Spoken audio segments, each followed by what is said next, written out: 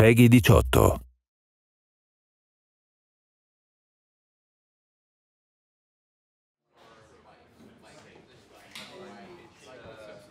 Over here, we've got our rendering team. So they're a big part of that. Our visual effects team is over here. Back end, sound, and then the gameplay content to sort of make everything work together.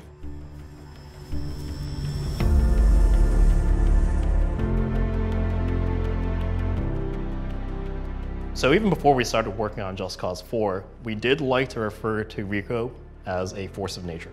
What's the one thing that can go up against a force of nature? It's another force of nature. Nature is probably the biggest friend and biggest enemy can have. It just sort of changes the game. He can't fight it with bullets. He can't fight it with explosions. It completely changes how the enemies and the AI have to react to it. It completely changes how a helicopter can fly through it. So here you go, tornadoes, sandstorms, torrential rain. These are all things that the Just Cause 3's Avalanche engine, it just couldn't do. Taking that functionality around weather, the entire gameplay around it is something that I've dreamt of for over a decade. How do you code for something like that?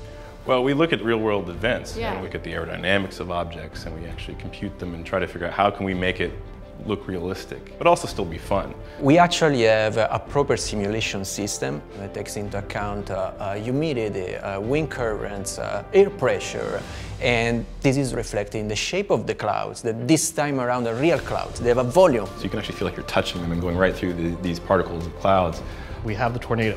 When that goes through space, it's just decimating anything in its path, from huge bridges to incredible glass domes. The lightning, it actually finds the highest point or the highest thing in there and will strike it. So that if you're just doing swinging around, they may hinder you. But If you strategically glide around and make sure those lightning strikes actually hit your enemies, then you are playing Just Cause 4.